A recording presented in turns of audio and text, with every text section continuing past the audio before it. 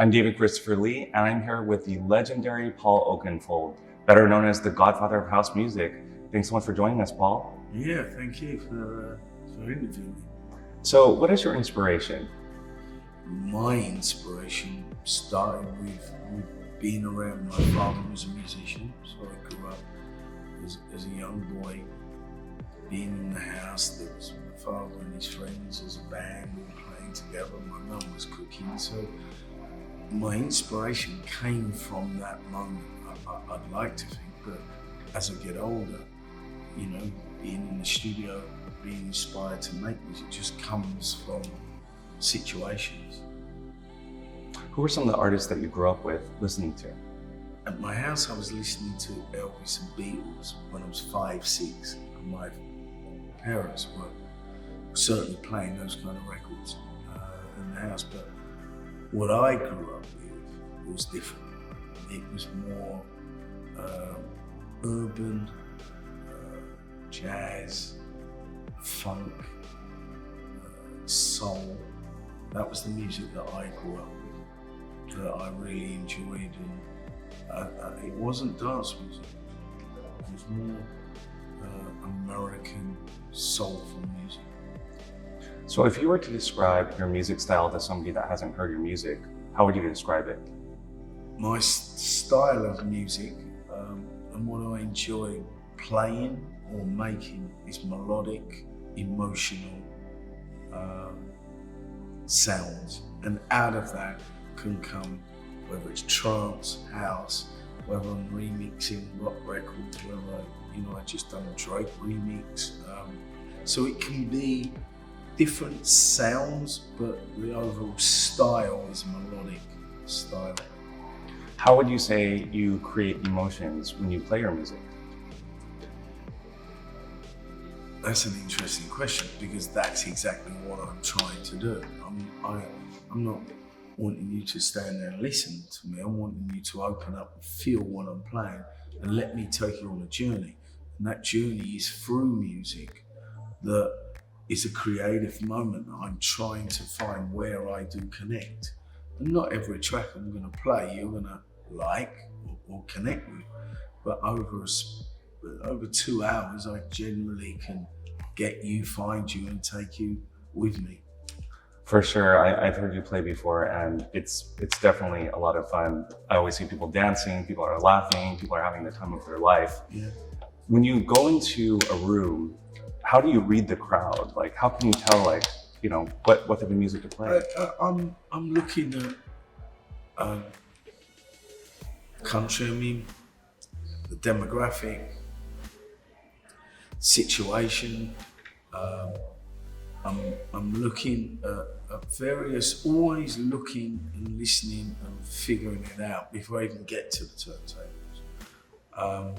So there's a process that goes on that I go through before I start playing, and that's what I try and figure out.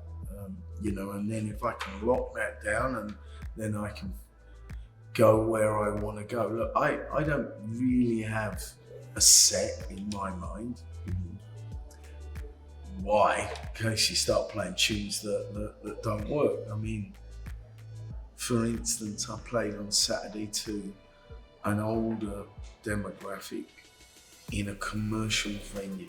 So I was like, okay, so let me figure this out. Classics, some of my older tunes, some songs that they know but different interpretation, with brand new music, and it went well. If I'm playing more of an underground set, the tempo will be slower, it will be 90% of music that they don't know, hence the word underground. The festival would be more big tunes, big moments, songs that you can grasp onto with sounds that are massive. It's reading the crowd. Now, you've played all over the world at some of the most exotic locations, like the Great Wall. What would be one of your dream locations to play at? Right, the dream location is for me where I am in my career is a challenge. the challenge outside of a nightclub. I mean, I've been very fortunate to play, you know, amazing shows, whether it's the Olympics or for Nelson Mandela or the Hollywood Bowl. But it's the challenge of playing outside of a musical venue like Stonehenge, Mount Everest, Area 51, Great Wall of China. These are, and the awareness of why are you doing that? Well, here's why. Because I'm in a position to shed light on something that I'm passionate about, which is electronic music, charities and schools. The school I went to, they cut funding on music, and they cut it the year I was leaving, and it really did help me as a dyslexic person. I really, if there wasn't music in my school, I would have struggled more than I did. So I'm now in that position to help and give back, and I enjoy that challenge, so why not? Well, music has always been a very important part of my life. I actually played piano with the USC Orchestra when I was in high school, and so It's cool. growing up playing that type of music really taught me inspiration to look far beyond and to really imagine and just move. I honestly think it should be mandatory for every school, wherever it is, whatever country, to have music. It's an expression for children, for kids, you know, for young adults. Who doesn't love music?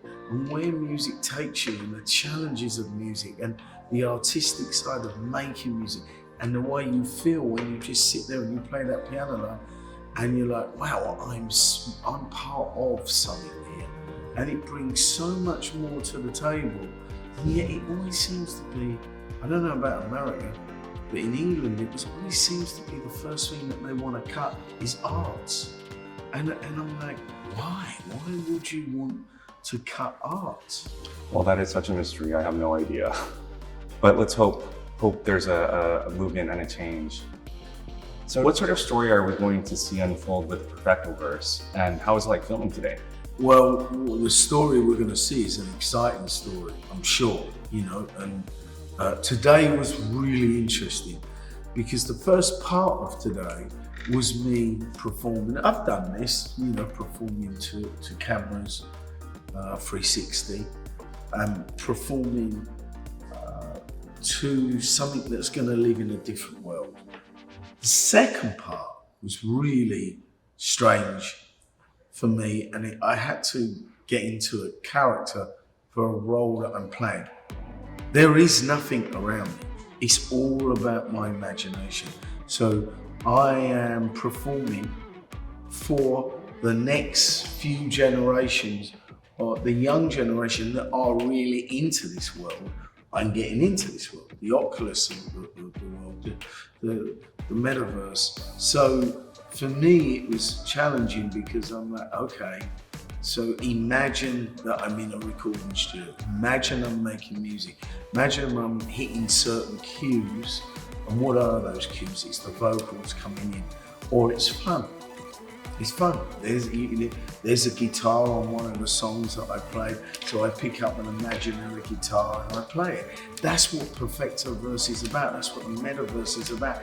It's creativity, it's stimulating. It's what do you want to do? Where do you want to go? There's no boundaries. That's what's exciting for me. Yeah, and we can sit there and, you know, get on a rocket and go to another planet, and what lives on that planet. Well, that's down to your imagination. And that's what I find really interesting. Well, it's incredible to experience it here on Earth. Yeah, no, exactly. You know, it's not like I certainly ain't going to get on a rocket and go to Mars, but in the Perfectoverse, I can go anywhere I want to go and bring all my friends. Incredible. After spanning your career for 3 decades, how do you keep things exciting? How do you keep things fresh? Embracing change. Not everything you're going to like or be into, but be aware of it, you know. Don't even understand some of it, but I'm open to learning and listening, and I think that's what keeps you fresh and interesting. And dance music's always been about that. There's always new sounds and new ideas, and you're always being inspired, whether it's with colleagues, whether it's not. So if I'm in the studio, generally I'm in the studio all week, and at the weekends I'm playing, right? So I'm always trying new ideas out. And I think that's what keeps a lot of artists in the dance world fresh and new. You have an upcoming autobiography coming out. Would you say that it's true to experience, or is it unfiltered? No, it's unfiltered. Listen, first of all, the world doesn't need another book, right? And they don't. So why? The question behind the question is why, right? And I touched on it briefly. Music's been kind to me. I've seen the world many times through music. So when I was asked to do it, I was thinking long and hard, what's the message I want to leave? Right? If that kid or that adult picks up that book and reads it, what do I want them to take away from it? Well, we all go through struggles, we all go through good times, but there's a narrative to the book. And my narrative is that I'm a working class guy from East London. I'm born dyslexic and I struggled. And then there was music. Then that door opened when I was at school, and I was like, okay, I ain't gonna go to Oxford University. I get it, right? But I'm gonna step into that room and I'm gonna start playing instruments like you did, and I'm gonna start feeling good about myself. And then I'm gonna have self-belief, this is what happened, that I can do it, you know? And from there, opportunities happen. And with opportunities, I do believe that you've got to take them. If I didn't take certain opportunities that came my way, I wouldn't be here.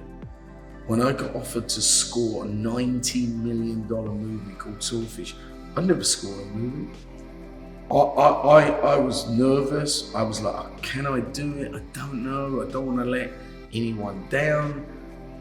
But I went away for 3 months and learned as much as I could. So when I stepped through that door, I was confident that I could do it. I put a good team around me and I believed in myself. And that's the message of the book.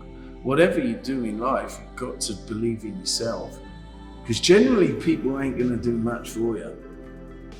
It's gotta be about you. And if you're on that path and you do well, and you're in a position to help, and with my record company and my experience and knowledge of many years in the music business, that's why I started a record label. I can help support and guide young, new artists, and I enjoy it. I really do enjoy it. So that's the message from the book. Hopefully someone reads it, and if they take something from it, then great. Well, I can't wait to read it. Your story is definitely incredibly inspiring, and thank you so much. Thank you.